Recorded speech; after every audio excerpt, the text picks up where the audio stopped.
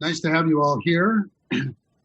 Actually, I'm going to begin with a blessing. Baruch atah Adonai Eloheinu melech haolam, asher kidshanu b'mitzvotav v'tzivanu la'asok b'divrei Torah, which is the blessing that gives thanks for the opportunity to occupy ourselves with words of Torah.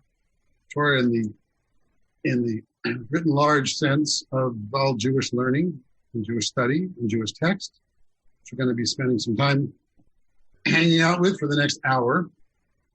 But so many things I wanted to begin with. I think I'll begin with this. Because Rick, who is in Washington, D.C., reminded me of Washington, D.C., and reminded me of this, which is the very end of Amanda Gorman's amazing poem, The Hill We Climb, which any of you who, of course, watched the inauguration saw and heard her incredible performance of that poem that she wrote. It was so beautiful. It is so beautiful.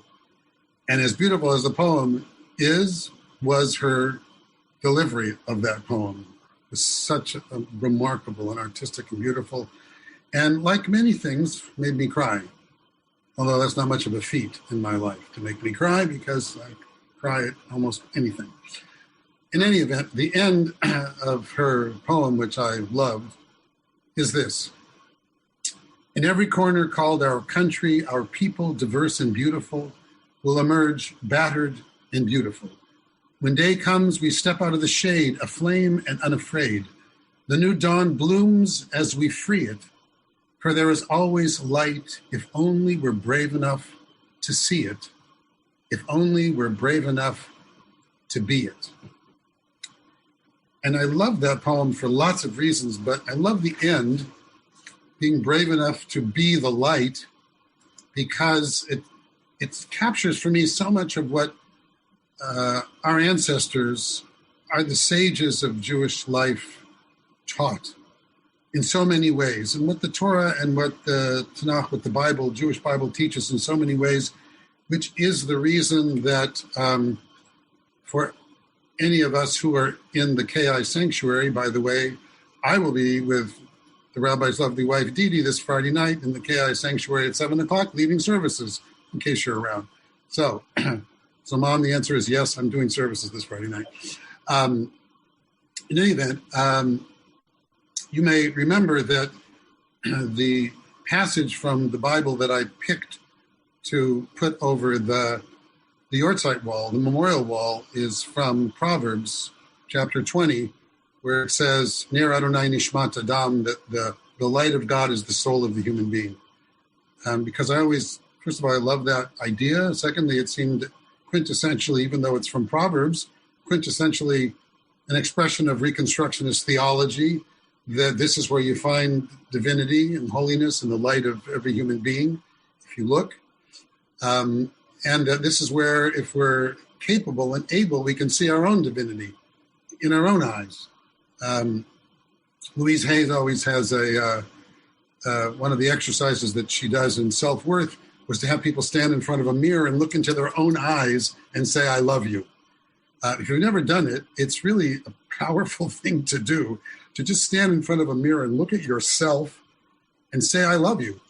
It's like, for so many people, it's so uncomfortable to do something all by yourself in a bathroom or somewhere where there's a mirror and say that, because we have so many interesting emotional challenges but to me, this is sort of fundamental to Jewish theology and to how the sages attempted to find a sense of holiness in the everyday, divinity in the everyday, godliness in the everyday miracles of life. So, having said that, I want to begin with a comment from the Talmud that I'm not going to share with you, but I'm going to share some things with you in the chat. This one, the Talmud recounts an occasion when the imperial Romans, there's a lot of conversations in Talmud about arguments and discussions between Roman emperors and rabbis. They probably never took place, but in the Talmud, they like to have these conversations between Roman emperors and rabbis, mostly to show how clever the rabbis were, because rabbis wrote it, of course, but sometimes to sort of set the stage or for what it's like to be a minority in a majority world. because after 70, when the Romans conquered Jerusalem and all that, even those who lived in Jerusalem were a minority in a majority world because they were under Roman rule. And so there were lots of challenges in the Talmud for Jewish theology and different rabbis with different Roman rulers. So there's this little section where it says the imperial Romans were upset with a local rabbi because he'd been giving sermons that were inciting the people against the government, which is usually a dangerous thing to do. But, trying to regain a sense of personal collective pride. So the Romans handled this with one of the diplomatic tools available to powerful governments in every age, which was they sent a troop of soldiers to go arrest the rabbi. The townspeople, according to this story in the Talmud, the townspeople hear that the soldiers are advancing in order to arrest the rabbi, and so they surround the rabbi's home with the rabbi still inside in an attempt to protect the rabbi. I'm sure you would all do that for me. I have absolute total faith. You would all surround my condo building should the authorities come to arrest me for something I said or whatever. In any event, the townspeople surround the rabbi's house, and the soldiers arrive. And when the soldiers arrive, they see all these people surrounding the rabbi's house, and they say, "We're here to arrest the rabbi." And the townspeople say to the rabbi, no, that's really foolish. You should treat the rabbi the same way we do. And the soldiers say, "Well, what's that?" "Just ignore him." So they said, okay, and they turned around and left, and that's how they saved the rabbi, according to the Talmud. So, speaking of which, that's my Talmud humor. There's not a lot of Talmud humor, by the way. So I put something in the chat in case you want to see it. I'm going to read it to you. It's from the Talmud from Brachot. Spans two little, there we go. Rebecca. So it said, one who drinks, did I do this once the first time around? I can't remember. Part of my problem is I didn't take notes on what I did 3 months ago. So either way, you get it again if you didn't, and you did, and if you're not, I like the point anyway. There's a conversation in the Mishnah and the Talmud, the two different sections of the Talmud, about which prayers to say at which times. Judaism has this, the rabbis have this really elaborate discussions about, there's a prayer for everything, right? A long list of prayers for every occasion, everything you drink, everything you eat, has one kind of a prayer or another. And so there's a conversation in which it says, one who drinks water to quench his thirst recites the blessing that ends Shehakol niyeh b'dvaro, which means by whose word all things come into being. Baruch atah Adonai Eloheinu melech haolam shehakol niyeh b'dvaro. It's a generic prayer that the rabbis assign to generic things. If there's not a prayer for anything else, when you eat or drink, you can say Shehakol. Shehakol, by whose word all things come into being. But because they're rabbis, they can't just let one rabbi say, this is what you do. Another rabbi has to say, no. That's the wrong answer. There's another answer. Kind of like Republicans and Democrats. So Rabbi Tarfon says, but I'm not getting political. Rabbi Tarfon says, no. Instead of Shehakol niyeh b'dvaro, by whose word all things come into being, you should say Borei nefashot rabot, which means God who creates many things, many beings and their needs. That's in the Mishnah. Gemara is a commentary on that. So the commentary quotes Rabbi Tarfon, who says, you should end this blessing with who creates many beings and their needs. And Rava bar Rav Hanan, who's another rabbi, said to Abaye, they're having a conversation in the Talmud. Some say that he was actually talking to Rav Yosef. So, okay, they had a discussion. What's the law? Who wins? Who wins this argument? Should you say Shehakol blessing, or should you say Borei nefashot blessing? And the answer is, go and see what the people are doing. I love that because it is becomes with this passage from Brachot, from the Tractate of Blessings, Brachot means blessings, becomes a fundamental law in the Talmud, which is one of the primary ways of resolving conflicts between authorities who say this is the way you should do it, and the other authority says this is the way you should do it, is the bottom line of this little passage from the Talmud, which is, well, go see what people are actually doing. Go see how people are actually living. Why is this important? This is important because it's a statement about where should customs and legitimate rules for appropriate Jewish behavior come from. It should, and the answer that the rabbis themselves, who are, quote, the authorities, say is, it shouldn't always come from us. Now, you may remember the very beginning of Avot, of the tractate Avot, the sayings of the sages, the very beginning, the first thing that happens in that little section, which is filled with all these wonderful aphorisms, and I may share some more of them tonight, is a chain of authority. It begins, Moshe kibel Torah miSinai. Moses got the Torah at Mount Sinai, and he handed it off to Joshua, who handed it off to, and it's this whole string of, just like a bar mitzvah or a bat mitzvah, when we take the Torah out of the ark, we hand it from one generation to the next as this symbolic passing of the torch, but literally passing of the Torah and passing of the Jewish way of life and passing of Jewish literature from one generation to the next. This section is the definitive section of the Talmud, in which it passes from Moses to Joshua to the men of the great assembly and on down to the rabbis, to us meaning those who are writing in these words in the Torah or in the Talmud or in the Mishnah. And the reason that they have that chain of authority passing down and ultimately landing on them, because they wrote it, of course, is so they could say, we're just following what Moses really intended. We're just following what Moses meant.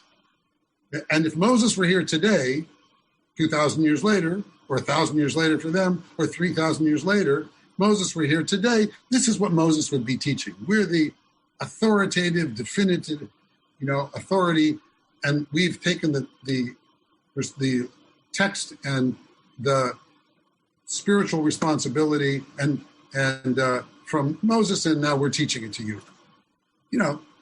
There's a danger in that, obviously. We all know the danger of a very powerful, persuasive, articulate leader who commands attention in any society and determines for everybody, you should go this direction or that direction, or this is the truth or that's the truth. And in Jewish tradition, in the rabbinic tradition, one of the things that is so outstanding about rabbinic tradition and the Talmud, which is why I was having this series about why the Talmud is so relevant to today, one of the things that's always so powerful about the Talmud is that it's 20 volumes large.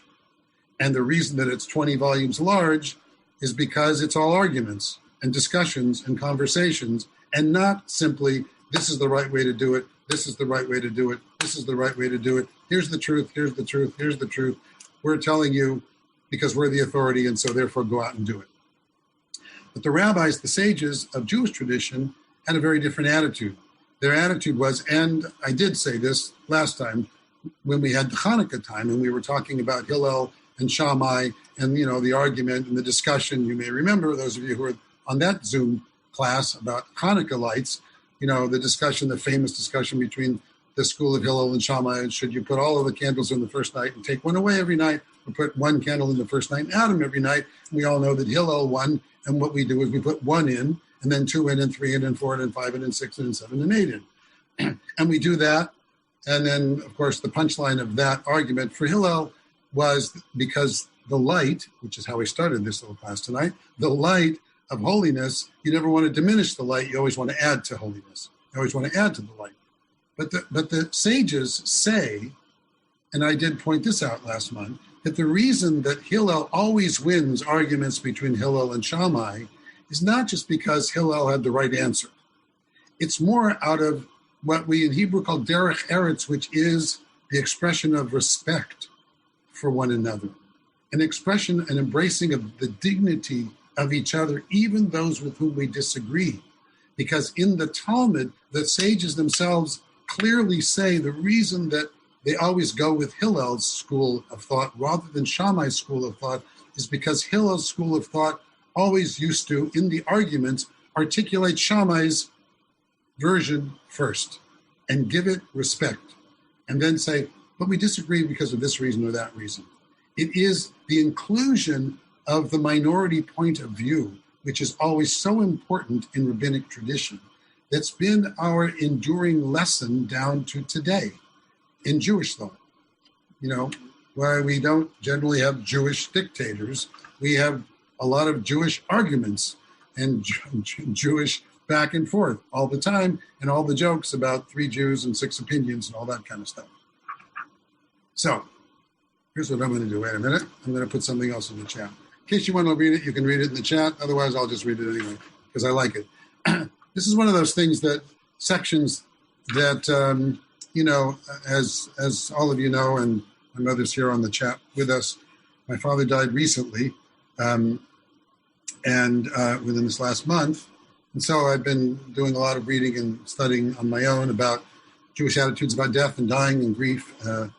And this is something that I learned many years ago, but I was reminded of, which is in the Talmud in Shabbat, there is a section where the rabbis talk about the questions that God will ask you when you die. That what happens when you die and you go up to the world to come and you stand before God and before the heavenly court. And what is God interested in? What kind of questions does God ask? And there are 4 questions, but it says not the 4 questions of Passover, but the 4 questions.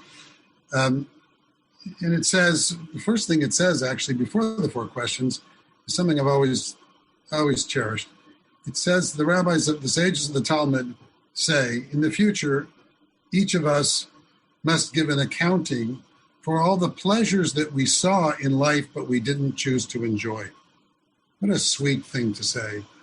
The good, and they go on, not in this section, another section where they say this, the foods that we could eat that we don't eat, unless you're on the vegan diet that I'm on, or the beautiful things to share with someone that you choose not to share. That we are made for pleasure in life, to enjoy life to the fullest. The sages taught us over and over again, that we are here to live life as fully as we can, and that the richness of life is our inheritance here and now. And that when we die and go up before the heavenly court, God will go, you had this opportunity and you didn't take it? What's wrong with you? You should have taken that, to encourage us to live as fully as we can in our life. But the 4 questions that God allegedly, according to the rabbis, asked when we go before the heavenly court is, the first one is, were you honest and faithful in your business dealings? Really? Were you honest in your business dealings? Did you have integrity in life, in your interactions? Because often, obviously, so much of our interactions with have to do with the commerce of the day, and whatever jobs we may have and whatever professions we may have, whether we're the tailor or whether we're the shoemaker or whether we have our fields and that we're plowing and sowing and reaping, and whether we're keeping to the traditions of the Torah that say you should leave a corner of your field for the poor and those who are most needy. Did you treat those who are most vulnerable and make sure to take care of them, as our texts tell us over and over again, starting with the Torah and on through all of rabbinic literature? So the number one question, interesting, that the rabbis say God asked isn't, did you pray a lot? Didn't you go to temple every weekend? Didn't you fast on Yom Kippur? It's, were you honest in your business dealings? Did you have integrity in how you treated other human beings? And the second question is, now that they put the business question aside, now we're back to Torah. Now we're back to how rabbis think. Did you study Torah? That is, did you set aside a regular time for study? Because, first of all, rabbis are writing this. So rabbis are teachers. And rabbis immerse their lives in, even though in Talmud times, those rabbis, many of them, if not all of them, had other professions. They weren't full-time rabbis. Like I was a full-time rabbi. That was my profession. They were sandal makers. They did other things, and they studied as well. And they knew it's so easy to not study. It's so easy to not spend time doing what you're all doing with me right now, which is studying Torah. That's what we're doing. It's so easy to get distracted. First of all, it's easy to get tired if you're working and to go to bed early. It's easy to get distracted. It's easy if you have a lot of kids to never have any time to do anything. It's easy to not, and they recognize, as they said in the Talmud, the only way you're going to study is if you make a date with yourself on a regular basis and literally put aside time to study. The rabbis in the Talmud say, don't say, when I have time, I'll study, because you're very likely never to have time then. We all know, even in the pandemic, when we're mostly at home, how easy it is to not find the time to do the things you were intending to do. And suddenly the day has slipped away, or suddenly the night has slipped away. You know, people have wonderful intentions. I'm going to do what my mom is. I'm going to learn Spanish. Look at all this time I've got to be home. I'm going to learn a musical instrument. I'm gonna. And the end of the week comes and you went, what happened to all that time that I knew I had? And that, you know, it's hard to have discipline and self-discipline. It's easier to discipline others often than ourselves. So the rabbi said, when you die, you're going to be called to account for whether you set aside time to study. Not just because study itself is important, but because they meant studying Torah, studying the Jewish way of life, studying the wisdom of the sages that is what enriches the quality of our lives. Well, according to them, because they were the ones who were writing it. And the third question was, did you pay attention to the mitzvah, the number one mitzvah in the Torah, which is pru urvu, which is to be fruitful and multiply? That is, did you pass on? And interestingly enough, although if taken literally, it means did you literally procreate? And they have a conversation in the Talmud about what is necessary to fulfill that mitzvah. You know, and some said you have to have 2 kids, biological kids of your own. Some say in the Talmud you have to have a boy and a girl. Some say, because they argue. Some say you have to have 1. And some say if you're a teacher and you pass on your teaching to children, it counts as if those children are yours. And there's lots of conversations in the Talmud about you should honor your teacher like you honor your parents, because your teachers are another version of your parents, which, of course, for those of you who are teachers, knew we used to call it what? In loco parentis. Isn't that how they used to refer to teachers legally? In loco parentis. You're the parent in location of the school. You're the parent substitute. Our ancestors, our sages, said you can fulfill the mitzvah of be fruitful and multiply by teaching children, by having your own flock of children who aren't yours biologically, which is good because I have a lot of those. A lot of those. Now I'm doing most of their weddings that are contacting me all the time. By the way, weddings are coming back into, after last year when all my weddings got canceled.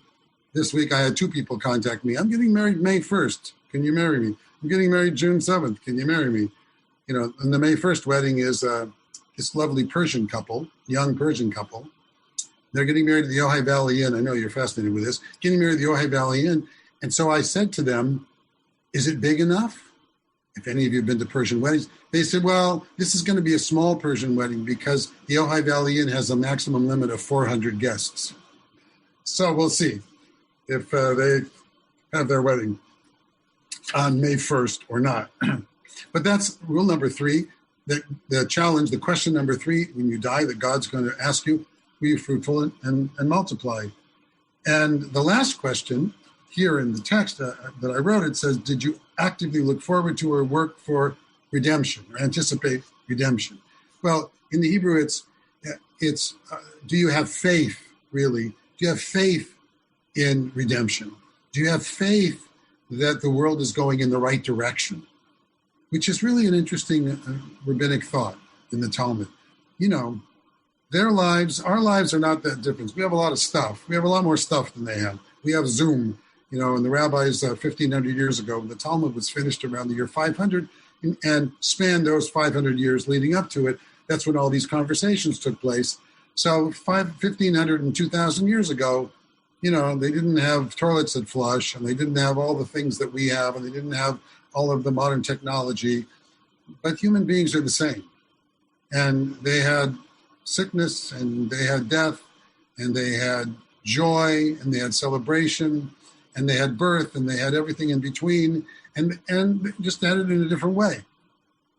But the reason that the Torah still speaks to us, and the reason that these discussions in the Talmud can still speak to us, is because many things have changed, but human beings haven't changed that fundamentally. We still have the same needs, the same hopes and dreams. We still have the same challenges to figure out how to live with each other and how to create a society based on both justice and compassion at the same time. We have the same, this liturgy that we wrestle with every high holidays, where we have the image of putting God on the celestial throne and being the judge of all of us over the high holidays, this grand image, and that we have these two thrones that we imagine in the liturgy of the high holidays, and our prayers are that we ask God to get off of the prayer of absolute justice and go sit, on the throne of absolute justice, and go sit on the throne of compassion, so that we are judged compassionately, because all of us recognize that we all screw up in life. None of us are perfect. None of us, if we actually were judged with absolute justice, we'd all fail the test, according to rabbinic sages. Which is why one of my favorite sermons that I ever gave, I like referencing myself, one of my favorite sermons that I ever gave on the high holidays was that most of the time good enough really is. Because to me, that was one of the most important lessons that I felt, and I tell it to kids all the time, no matter what their parents say, I tell it to kids all the time. When we say something's good enough, we're saying it's good enough. That when you strive for perfection all the time, 99.9% of the time, you're going to fall short of perfection. And if you only judge yourself on a standard of perfection, how is that going to be for your sense of personal value and self-worth? If that's your standard all the time. And the fact of the matter is, and I use myself as an example all the time, and I won't ask my mother to corroborate, but I wasn't that great of a student, but I was good enough. I didn't get straight A's all the time, but I was good enough, and, this is what a hyperactive kid looks like when he grows up. It's like good enough, and I was able to, and I feel proud of myself, and I was able to accomplish lots of things and get, 2 bachelor's degrees and 2 master's degrees and a PhD and all those things, just by sticking to it, sticking with it, and being good enough, not by being the best in the class. I wasn't the best in the class. And I don't really think that's always necessary. And I think that that's the lesson that our ancestors were trying to teach as well. And when they say here that the question, the fourth question, the ultimate question that God asks you at the end of your life is, did you approach life with faith? Or were you always depressed and always seeing the world and the glass as half empty? And were you always choosing to pick the version that life is filled with curses rather than life is filled with blessings? Knowing that, we all suffer and we all experience loss. There is no one in the world that gets out of life without experiencing loss and without experiencing pain, and without experiencing sorrow, and without being sick at some point in your life. That's everybody. And when you step back and you see that that's everybody's experience, and me, if you've been to all my classes, which most of you here have, actually, you know that I'm very fond of quoting the end of Deuteronomy that says, I put before you good and evil, blessing and curse, life and death, therefore choose life. Because this is also one of those lessons that I teach over and over again, because to me it's so crucial to the rabbinic mind, which is that the Torah taught us that God tells us that all of us have all of those. Not blessings or curses, not good or evil, not life or death, but blessings and curses, good and evil, and life and death. And it's up to choose which we put in the foreground and which we put in the background of our own lives every day. Every day we have to make that same choice. Every day we wake up in the morning and we choose, no matter what's going on in our lives, what we're going to pay attention to. And what we attend to is what turns out to be the quality of our lives. The quality of our lives is a reflection of the quality of our choices, not the quality of the circumstances that we're in. And we all know that because whatever our circumstances in, no matter how dire, no matter how challenging, we can point to other people who have been in the similar circumstances and have either the same or a different attitude about their lives. It's not the circumstances, it's what we bring to it. And to me, that's what this quote from the Talmud is all about. That's what God is urging us to think about. The attitude that we are urged to have throughout our lives, that's what these questions represent. Not that they knew that when we die, we're literally going to stand before some divine judge. Maybe we are, I don't know. And God's going to ask these questions. They posit these questions for a reason, because it's a reflection of their philosophy of life. What I was going to quote, unless someone else can post it in there, is some statements about women in the Talmud. Rabbi Lewert and I put together this list of 10 quotes from the Talmud that are about women in the Talmud. And because I was thinking about loss this week, this month, I ended up thinking about Rabbi Lewert. So I pulled up this list that we put together. In the tractate Nida, it said, God has endowed women with a special sense of wisdom which man lacks. I just thought I'd share that, that's all, for the women in the group. Yeah. And then the second one she picked was, in the Talmud, Avodah Zarah, the wife of Rabbi Amram the Chassid offered to sell Rabbi Huna true blue thread for the tzitzit. The tzitzit, the fringes of our talit, traditionally had a special blue thread that was made only with a special dye that's not existent anymore. So in the Talmud, there's this conversation about how you could find this. So he inquired from the sages if he might have confidence in a particular woman because she was selling this. And they quoted to him the words of another sage who said, the wife of a colleague is to be trusted as much as the colleague himself. And we put that quote together because you should always trust my wife if she says something. And this is the proof text in the Talmud, that the wife of the rabbi should be trusted as much as the rabbi, which is why Didi and I are doing services together on Friday night. Now, some of you may or may not like the next quote that Rabbi Lewert picked with me. It's in the tractate Sota, and it says, every man receives the wife he deserves. Now, that's certainly true with my father of blessed memory, because he got my mother to be his wife for the last 65 years, so, and he certainly deserved that. And I certainly deserve my wife, I think. At least sometimes she tells me I deserve her, and sometimes you're not so sure.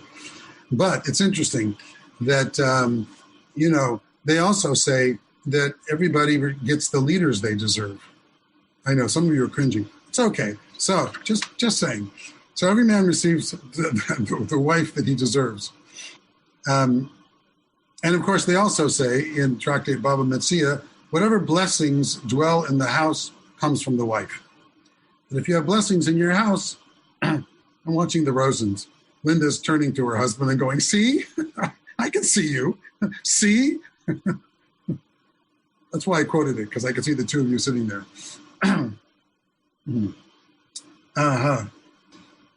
Here's one. He who awaits his wife's death in order to inherit her possessions will be buried with her.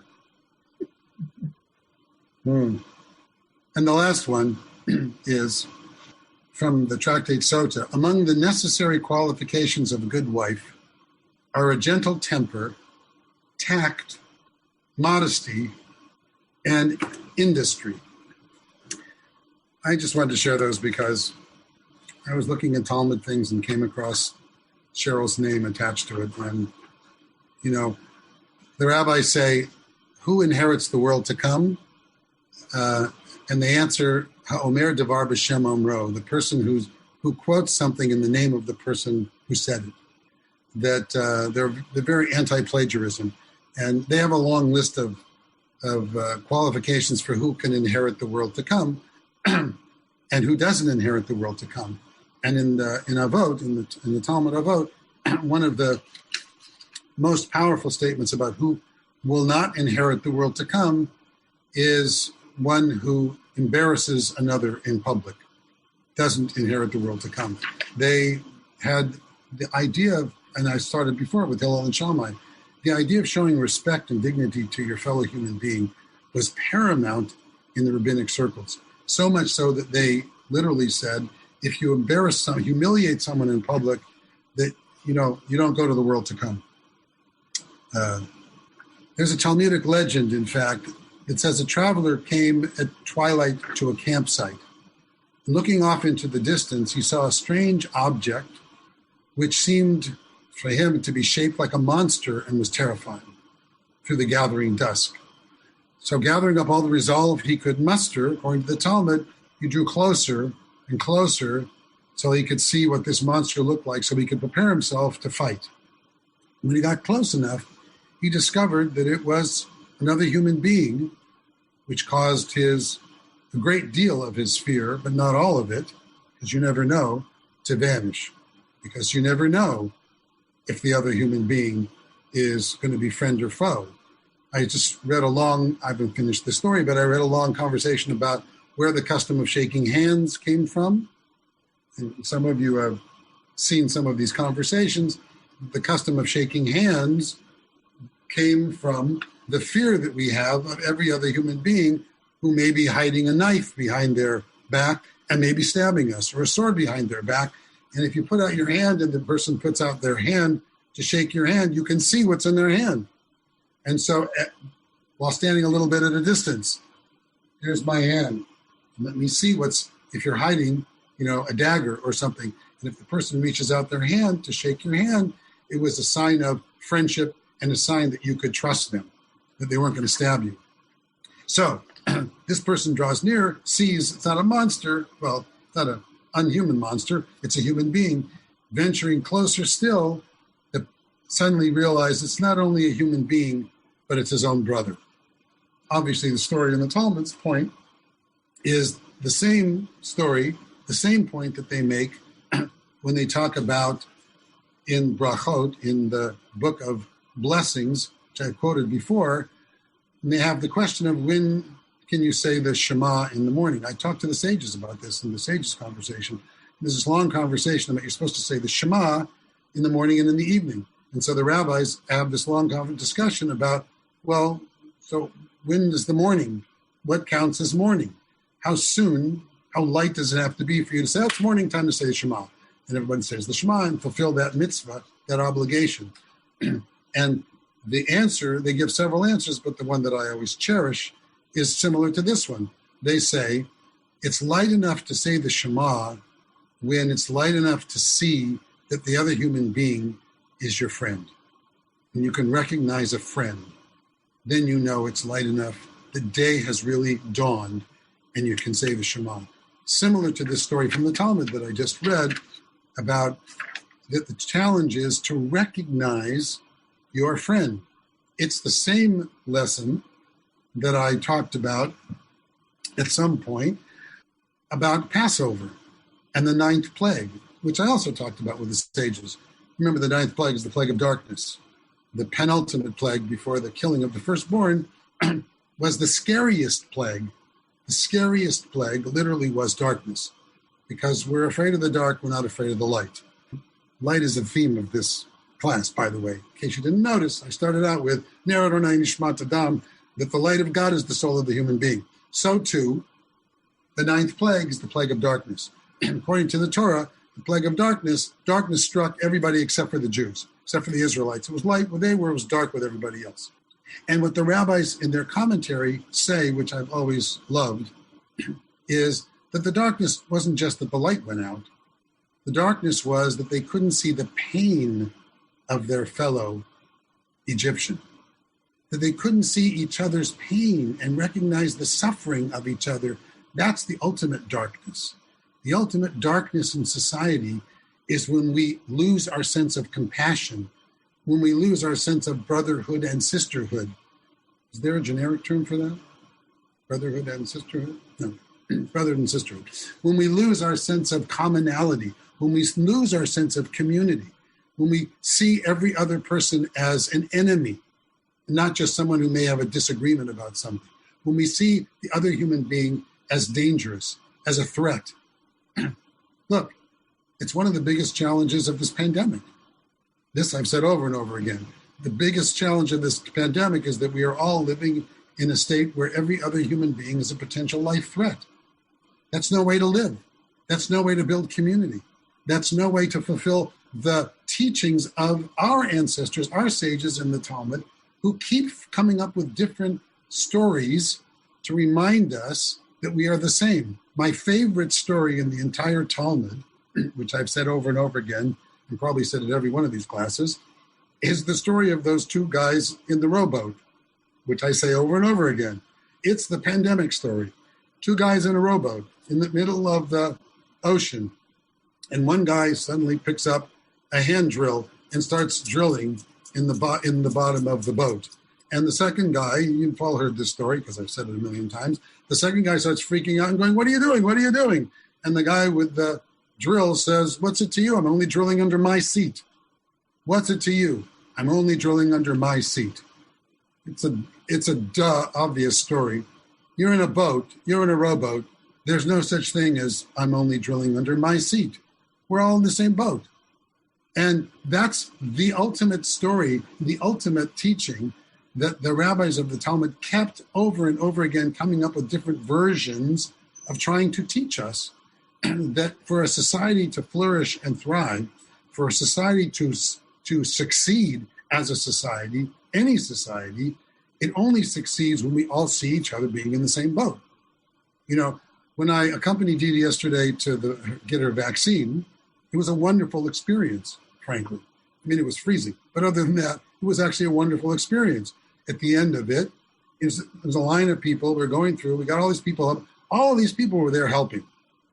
She ended up in San Fernando. You're in a tent with different little stations and different people. And there were 3 people around. One was giving the vaccine, other people helping. There were people outside with masks and things and helping. I mean, the vision of, and next door to that was free COVID testing that people were doing. And you're watching, you know, it's like the Super Bowl is coming, right? And you may have all heard, if any of you are sports fans, I'm not particularly, but I did hear that one of the things that Super Bowl is doing was bringing 7,500, healthcare workers and giving them seats in the Super Bowl this year. You know, on our way there, we got off the freeway, and there were the people selling flowers off the freeway. And as we drove by, Didi said, "You think we should stop and buy flowers to give to the healthcare workers that were going?" Wouldn't have worked. They wouldn't have wanted them, and they wouldn't have taken them in that session. But that's the impulse. That's needs to be all of our impulse, in spite of the fact that we're living in a world in which every other human being is a potential life threat.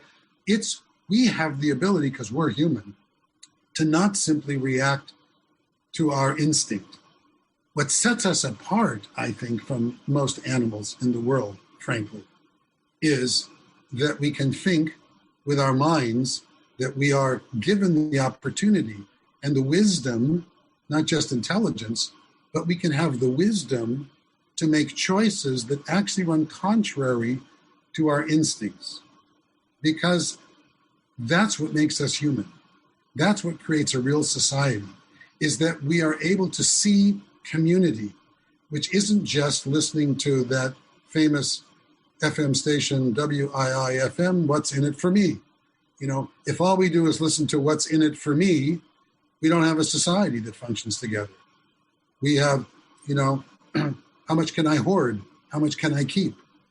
Why should I care about immigrants? Why should I care about poor people? Why should I care about those who are lose their job? Why should I care about? It's not my problem. I'm not losing my job. Why should I care about those people who are growing homeless in my community? Why should I care about those people whose businesses are closing right and left? Why should I care? If that's all I care about, what kind of society would that be? And I think the wisdom of our sages and the wisdom of the Talmudic wisdom is exactly that, is to say, no, all of these stories, whether you're in a rowboat or whether you're walking down in the dark and you see something you think is a monster, it turns out to be your brother, or whether you're trying to figure out when to say the Shema in the morning, it turns out to be your neighbor. All of these are to teach us the very same fundamental lesson of life, which is that there's more that unites us than there is that divides us if we can see each other that way. Ner Adonai Nishmat Adam, that the light of God is in the soul of every human being.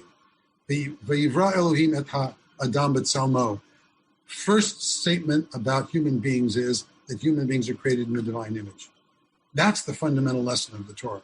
And I know I've said that a million times, but it's, to me, the most important lesson in the Torah. You could have stopped the Torah after that. You could have one sentence in the Torah. Every human being is created in the divine image and have nothing else. And if every human being acted upon that sentence alone, that teaching alone, we would have a different world. If every time I saw every other human being, no matter who they are, no matter what race they were, no matter what religion they were, no matter what language they spoke, no matter what socioeconomic group they were in, as being their light, their inner light was the reflection of holiness, how different would the world be? It would be profoundly different. It would be the world that we would like to live in. And that's really ultimately our challenge. Our challenge is to live our own lives such that if everyone else lived the way I'm living, it would be the kind of world we want to live in, right? That's when I was writing parenting books, trying to emulate my own parents, who were great parents. What I was teaching was one sentence: be the kind of adult you want your children to grow up to be. If you can do that, that's pretty good. You can be the kind of adult you want your children to grow up to be. And it's the same with, I think, all of the fundamental lessons of what the rabbis were trying to teach throughout the Talmud, no matter what they ended up saying. One of Hillel's famous phrases was, don't separate yourself from the community. Well, al tifrosh min hatzibur, don't separate yourself from the community. What does that mean? Don't elevate yourself above the community. Don't go live on an island. Know that the only way community can exist is if all of us are participants. All of us have to be participants and not simply observers of society. Hillel also famously said, Al tadin et chavercha ad shetagiel limkomo. Don't judge your neighbor until you've stood in your neighbor's place. Every religious tradition has their own version of that exact same, don't judge someone until you've walked a mile in their moccasins or whatever it happens to be. Every religious tradition, literally, that I have ever read about or studied about has a version of that same statement, because we are all so judgy. It's human nature to judge. We judge each other by our looks. We judge each other by our height. We judge each other by our success. What does success mean? Are you richer than me? Do you have a bigger house than me? Do you have a newer car than I do? Do you have more kids, less kids, whatever you happen to? How are you judging? We're all judging. The worst thing we do is judge ourselves. If you want to have the best, most powerful, painful, but powerful look at the power of self-judgment, I would say watch that Netflix documentary, Social Dilemma, if you haven't seen it. Raise your hand if you haven't seen it. You haven't seen Social Dilemma on Netflix. You got to see it. The Social Dilemma is about social networking. And it's a documentary and a docudrama. The interviewees in that are all the people who created Facebook and Instagram and all those things. Though the actual people from all those companies who created all those things are the people they're interviewing, and then they dramatize some of it. I'll give one example, as I see time slipping out, because for me it was the most powerful. There was an interview with the guy who created Like. Push a button, you go, I like something on Facebook or any of those things. He was literally the guy in Facebook who thought it up, created it, and made it happen with the best of intentions, thinking this is a cool idea. People can just go click and, like something someone else says. It's like thumbs up. Nice idea, right? Who wouldn't like that? And that simple click like has become the most single harmful attribute of social media to the self-image and the sense of self-worth, mostly of teenage girls. We're counting how many likes they get for something they post versus how many likes another girlfriend of theirs is getting, and thereby judging themselves. It's similar to, in that same vein, in that same documentary, there's a little docudrama of this teenage girl who posts a picture of herself doing something, a selfie, and she posts it on Instagram, I think, and people are commenting and people are liking and people are doing, and somebody posts an emoji, a picture of an elephant. That's all they did. This girl goes nuts. What does she do? She immediately runs to the mirror and starts looking at herself and her face to see, why did that person think I have ears like an elephant? And you see her go down this wormhole, this rabbit hole, this dark hole of self-doubt because of this simple click on social media. In any event, it's one of our greatest challenges today is how do we remind ourselves of the power and the pain of judgment of others so that we can transcend some of those, we can embrace each other, and we can see each other not as the potential life threat that everybody is, but as our neighbors, as our brothers, as our sisters, as the commonality that is necessary for a community to be successful and to thrive. That's why Hillel in the Talmud says, don't separate yourself from the community, because without each of us, the community falls. Requires each of us. So, I've run out of things to say. Well, I've not really run out of things to say. I just ran out of time. I can keep talking for hours. That's what rabbis do. It's, I've told you many times the third grader who was asked, what's the definition of a rabbi? And said, the rabbi is someone who talks to God through a microphone. So today they'd say, rabbi is someone who talks to God on Zoom. So, and I've been talking to God for the last hour because Ner Adonai Nishmat Adam, the light of the divine of God is the soul of you, of every human being here.